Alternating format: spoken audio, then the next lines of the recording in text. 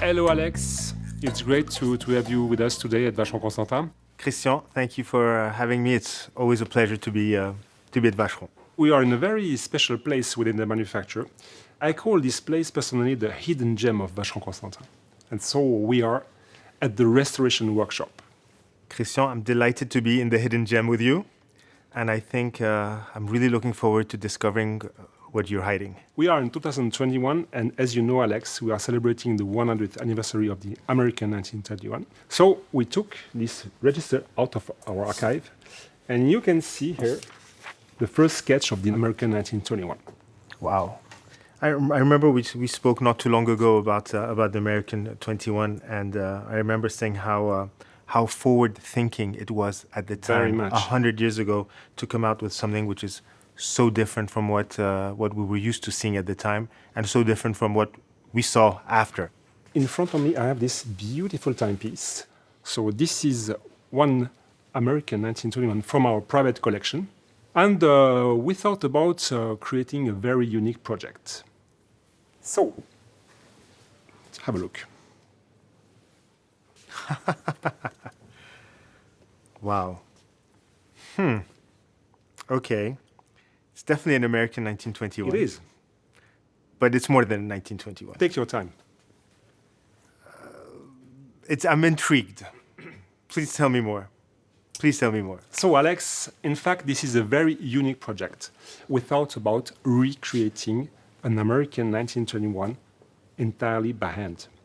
Oh, wow. Exactly like it was made in the 20s. Identically. Identically, exactly. So this is a recreation of this icon. So basically what you did is you studied the past Yep. to create this today's watch. Exactly. But did you use modern techniques or the original techniques? We have used modern techniques exclusively to cut plate and bridges. And all the rest has been done 100% by hand. Wow. So drilling the holes, Yes. polishing, brushing, polishing the teeth Yes. of the gears, the wheels. We have a very nice example. So we have this machine here, which is from the beginning of the 20th century, which is used to round up teeth typically. On top of that, our master watchmaker had also to recreate some tools or to use tools from the beginning of the 20th century. It kind of looked like lathe or staking tools or drilling tools, for example.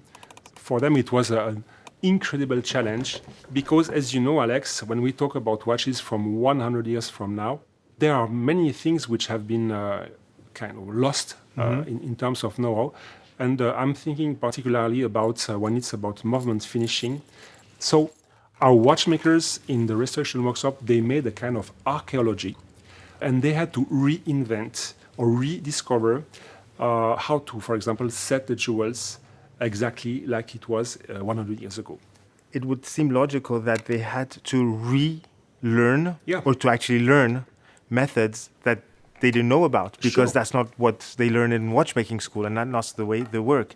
And they had to put themselves in the shoes of a Vacheron Constantin watchmaker from 1920. Yes. And by great chance, we had all the components, meaning pinions, gear, wheels, and look at these rubies. They are coming from 1 century ago. And these are the kind of rubies our watchmakers have to set on the movement. So an endless list of challenges. And I was talking with my colleagues here the other day, and they were talking to me, at the beginning, we were not sure at all to be able to succeed with this recreation, but they did it. I'm impressed because I frankly don't think I've ever heard of a major brand do such a thing and to actually make one watch from scratch by hand. It's a true act of love almost. Yeah, it is, exactly. For us, I mean, it was, like I was mentioning, it was about celebrating this anniversary, but also demonstrating, I would say, the very high level, the extremely high level of our restoration workshop and our ability to be able to service and to restore any Vacheron Constantin from 1750 until this day. On top of that, I would say also it was very much a human adventure because it was a joint work between heritage department and the restoration department. And it was an adventure as well. I think it's incredible. And I'm also impressed by how faithful it is to the original model. Yes. Nevertheless, it looks different. There is an element of contemporary to it. Maybe is it the heft, the feel. It's not just a pure recreation, but it is more than a homage as well. Yeah, it's true. I think that the feeling that we have that this is a vintage, however modern, is the fact that it's brand new and unused. Yeah. I mean, this is maybe this reason. And Alex, I would like also to talk also to you about how we made the case as well. As you can imagine, the yellow gold case has been entirely made in this workshop here by our colleagues, and polished by hand, made on vintage machines, lugs soldered by hand. Yeah, definitely. There's one thing I was very impressed about, and now that you're talking about the case, is engraving on the case back. It looks as if it's hand engraved. It looks like, because it is. We didn't use any modern solution for the engraving of the bridges or the case back, so it was made also by hand by our colleagues of the Métier d'Art workshop. So, another example of how to be faithful to the great tradition. And you really see the difference between hand engraving and machine engraving, and hand engraving is definitely not 1 but 10 notches above. Yeah, absolutely.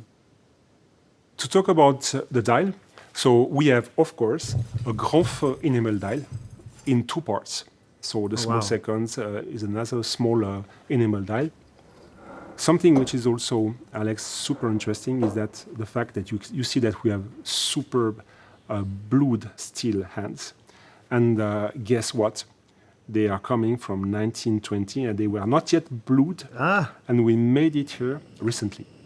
Wow. So they were blued in 2021, more than 100 years later. After having been made. So that is another fabulous example.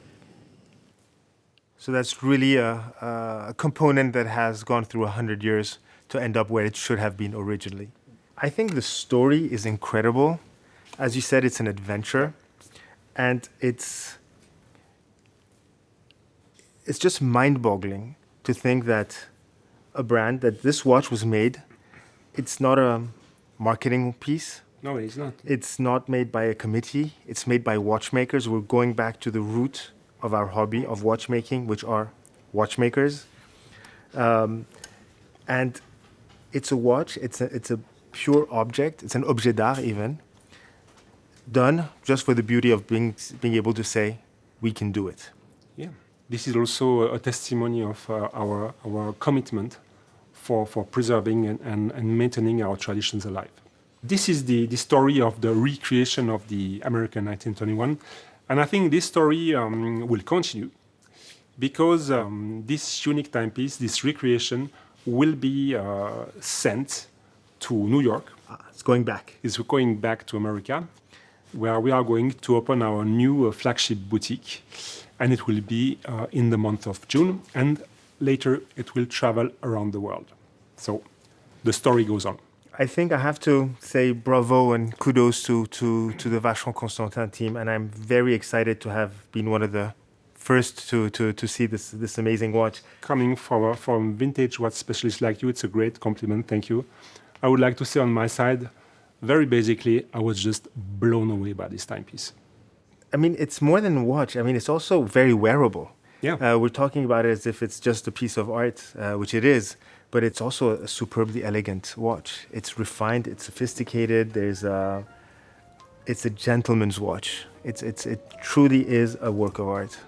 Thank you very much. It was a great pleasure to have you with us today, and I'm really happy that you have appreciated this creation. It was a pleasure. Thank you, Christian. Thanks.